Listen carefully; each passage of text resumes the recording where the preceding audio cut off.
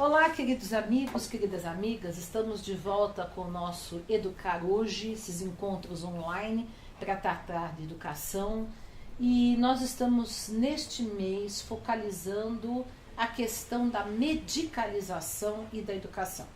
Cláudia, tudo bem? Tudo bom, Dora. Então, nós temos uma tendência contemporânea na sociedade a medicalizar tudo, né? Quer dizer, as origens sociais, psíquicas, emocionais, ideológicas dos problemas que nos afligem acabam sendo, às vezes, desconsideradas ou subestimadas, né? E tudo se torna um caso médico, né?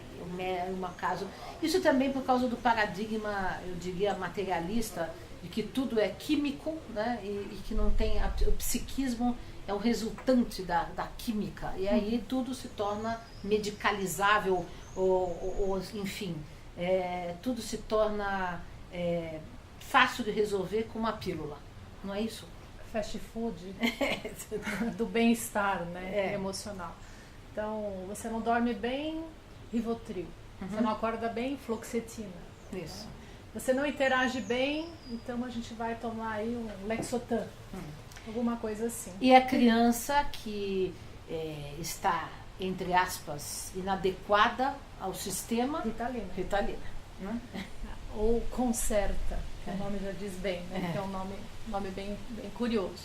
Na verdade, a medicalização, quer dizer, nós tornamos médico, assunto médico que não é um fenômeno pós-moderno. A gente percebe que isso tem acontecido nos tempos atuais.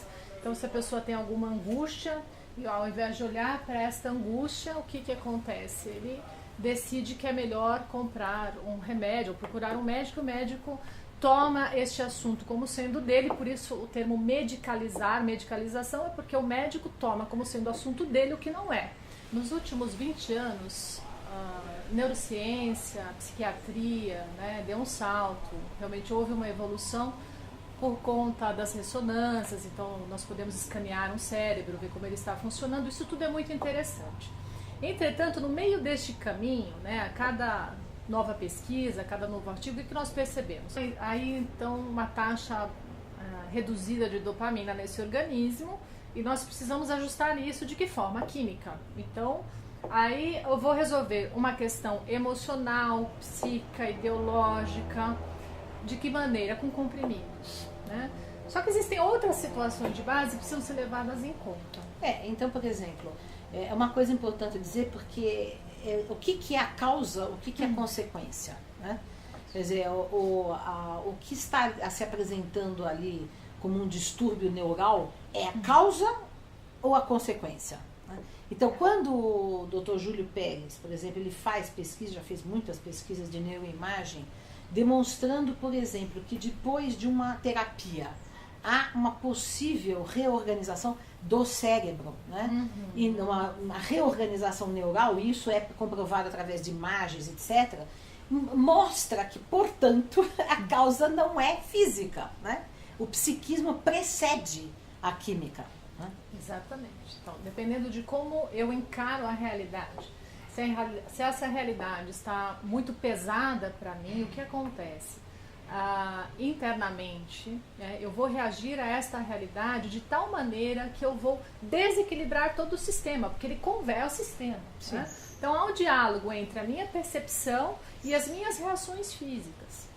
E é preciso ser assim, ótimo. Então não dá para nós esquartejarmos, né, a pessoa. Não, olha, isso aqui é cérebro, pronto, vamos tratar cérebro. Ou isso aqui é estômago. A pessoa tem uma gastrite, uma úlcera, nervosa, né? Às vezes. Porque na verdade faltou omeprazol, ela tem que tomar outras drogas, ou não pode, sei lá, eu tenho que tomar mais leite, né? Quando em realidade o que acontece? A pessoa está muito estressada diante daquilo que a realidade vem cobrando dela, né? O sistema vem cobrando dela. E aí ela descarrega, óbvio, pelo sistema, e um sistema que funciona, o sistema simpático, ela descarrega muito ácido nesse estômago e ele adoece. Sim. Então, nós estamos falando de questões psicossomáticas. Psicossomáticas, exatamente. Né? Aquilo que emocionalmente a gente não dá conta, o corpo começa a conversar. Existe um conceito que eu acho bastante interessante, trazido pelo Jair Leloup, pelo Roberto Crema e pelo professor Hermógenes. Os três trataram esse assunto num livro chamado Normose, a patologia da normalidade. E nesse livro eles comentam justamente isso. Nós hoje achamos normal ter uma cartela de fluoxetina na carteira. As mulheres trocam como se estivesse trocando drops, né? Balas. Ah, não, eu tenho fluoxetina, toma aqui. Ah, por quê? Porque emagrece e também te deixa super relaxada. Porque essa dinâmica com filhos e trabalho. E não há assim, peraí, vamos dar um passo atrás, vamos questionar o que me leva, né, a precisar deste remédio. Quer dizer, aí entra contexto social, uma sociedade adoecida. É o que eles chamaram de normose. Um estresse sistêmico, né, que atinge a todo mundo, um estresse crônico. Mas isso está sendo tomado como algo normal, com muitas aspas, daí o termo normose. Então, quando nós vemos aquelas menininhas magrelinhas na passarela, com aqueles ossinhos todos para fora, que são anoréxicas, na verdade. Sim, né? E aí nós vemos muitos flashes, né? O glamour, muito dinheiro, as pessoas entendendo que aquilo é um modelo interessante a ser seguido, só que é algo que causa sofrimento e morte. Então, obviamente, não pode ser normal. Claro. Nós vamos chamar de normose. E neste andar normótico é que nós estamos adoecendo.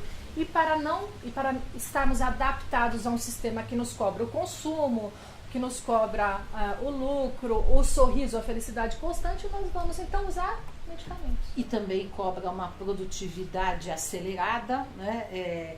Uma privação afetiva, né? Porque é um sistema que nos obriga a trabalhar muito mais do que nós deveríamos e poderíamos, né? E com isso nós nos privamos do abastecimento mais saudável que tem, que é o abastecimento afetivo, familiar, contato com o outro, o toque, o beijo, o abraço, a convivência, a amizade, tudo isso que é absolutamente saudável e necessário ao bom funcionamento emocional do ser humano. Isso é quase que não permitido ou se torna muito difícil, né, no mundo em que você tem que correr o tempo inteiro para sobreviver, para trabalhar, para ter, né? Enfim. E aí é claro que as pessoas com isso vão adoecendo, né? Vão adoecendo e aí vão adoecendo ainda mais ao tomarem remédios, né? E aí há um outro problema também, nessa questão que você comentou, né? A privação da questão de afetividade e da afetividade. Nós temos o que então no futuro? Filhos sem mães. O que nós podemos esperar dentro de 15, 20 anos com essa correria toda da própria mulher, né? E quando nós usamos um remédio, nós sabotamos o nosso sistema emocional, que ele está nos alertando para algo que não está bom. A gente manda ele calar a boca. Pois é, mas ele é um amigo. Exato. Né? A dor, o desequilíbrio, na verdade, ele é um aliado, ele não é um inimigo. Porque é um sintoma. Isso. É um sintoma de que algo não está bom. Né? Exato. E aí, quando você sente uma tristeza, uma depressão, um estresse, uma crise de ansiedade, isso é um alerta para dizer você não está bem, você não está funcionando bem, então você tem que mexer em alguma coisa. Aí você anestesia. Comparação bem besta, nós podemos pensar o seguinte: a pessoa está com uma febre de 39 graus e meio, e aí ela toma 45 gotas de dipirona, e dali a 12 horas mais 45 gotas de dipirona, e assim vai indo, só que não sem olhar o foco infeccioso, sem olhar de onde vem essa febre. Exatamente. Então é assim, aí só que chega um momento, e aí acho que essa comparação pode ser bem pontual, chega um momento que a dipirona perde o seu efeito, chega um momento em que também o medicamento ele vai deixando de agir, né, bioquimicamente da mesma maneira, porque é uma droga, né? E a pessoa às vezes vai precisando, como ela não olha para as questões de relacionamento, ela não olha para essa percepção de realidade, para alterar a própria realidade, chega um momento em que ela precisa ou aumentar a dose ou alterar o remédio, né, o princípio ativo, para que consiga ter um mínimo de estabilidade. Exatamente. Agora, quando a gente leva tudo isso para a criança, acontece o mesmo. Né? Nós estamos num momento em que a criança também está inserida dentro desse sistema que é adoecido, desse sistema social adoecido. A criança tem hoje em dia grandes privações de afeto, né? E a criança de qualquer classe social, isso, né? Porque nós temos aí alguns alguns estudiosos que falam que nós temos uma sociedade de órfãos de pais vivos, né? Isso. Né? Porque as crianças estão negligenciadas, estão sozinhas, estão diante da TV, diante dos computadores, diante dos tablets, etc., com uma hiperestimulação neural, né? Porque toda aquela estimulação, por exemplo, do celular, do tablet, da televisão, é uma estimulação visual e neural muito forte, né? o que causa uma aceleração, né, mental, mas ao mesmo tempo essa criança está privada do toque, do contato, da afetividade, da brincadeira, da natureza, que são fatores de harmonia, né? Sim. E aí surge essa, entre aspas, doença, né, que todo mundo fala hoje em dia, que é a hiperatividade, né? TDAH. TDAH. Transtorno de déficit de atenção e hiperatividade. Pois é. A questão é mais séria ainda quando nós falamos em crianças, porque a criança está em formação. É diferente de nós tratarmos um adulto, né, cuja parte neurológica já está toda formada, já tem uma determinada base. Então a criança, ela acaba sendo privada de estimulações que são sagradas na formação dela. Então quando nós medicamos uma criança, os riscos são gigantescos. Né? Ritalina, a questão inclusive cardíaca, né? Associada à drogadição posterior ao uso de Ritalina, existem estudos aí que apontam. Inclusive impotência futura, né? Pois é. São riscos muito sérios, inclusive porque, veja bem, a base, né, da droga Ritalina é o mesmo princípio da cocaína. Então nós temos aí, vamos falar isso com cautela, mas nós temos aí um risco grande, né, de depois na adolescência ou fase adulta, aquela criança que utilizou, aquela pessoa que utilizou Ritalina por muitos anos, precisar migrar para uma outra química, né, para conter os impulsos, que na verdade, né, nós deveríamos encontrar outros caminhos possíveis e bem mais interessantes de amenizarmos, né, esses impulsos dessa criança. Até porque eu sei que está muito difícil para os professores, não podemos também deixar isso de lado. Existe aí uma questão em sala de aula complexa, porque as crianças também vêm com demandas por estarem hiperestimuladas, por terem problemas afetivos, por terem privações afetivas e tudo mais. Mas também porque a educação não é adequada, não atende essas demandas. Exato. Né? A educação é de 200 anos atrás. Então, veja, é um combo. Né? Nós não temos... O problema não é a criança, isso tem que ficar claro. Exato, é tudo, menos a criança. Exato. Exato. Só que aí a ponta, né, da corda está com ela. E como resolver isso? Então vamos medicar a criança, ela calma e ok. Na verdade, dopar a criança. Na verdade, dopar a criança. Robotizar. Formatar, né? Tanto que a Ritalina é chamada da droga da obediência. Né? E assim, o que chama atenção são os dados. Né? Os dados que demonstram que nos últimos anos, no Brasil, houve um aumento assim exponencial. 900%, imagina, eu não sabia, não tinha de cor esse número, 900%. Em 2007, isso falando agora do Rivotril de novo, em 2007 nós vendíamos 23 mil caixas. Nós passamos para 9 milhões de caixas. Olha só. Aí não dá para não alertar para os interesses das indústrias farmacêuticas. Né? Não dá para não alertar, não dá. Porque realmente é um processo assim... de venda, de dopar a população. Outro dado interessante é que o Brasil é campeão na venda de psicotrópicos, tarja preta. Exato. Então, nós temos aí uma falsa faixa, né, que é utilizada no peito das pessoas. Imagina, povo feliz, povo alegre, povo da festa, mas não é isso. O que nós estamos percebendo? Né? O Rivotril está vendendo mais que hipoglose e dipirona, a Novalgina. Isso é algo muito sério, porque, veja bem, a hipoglós eu usei com os meus filhos, minha mãe usou comigo, a minha avó usou com a minha... Então, assim, todos os bumbuns que eu conheço do Brasil conheceram hipoglós e Rivotril está vendendo mais do que a pomada. É algo bastante problemático. Pra gente alertar e questionar tudo isso, né? Porque, por exemplo, existem dados também, né, que quando a pessoa...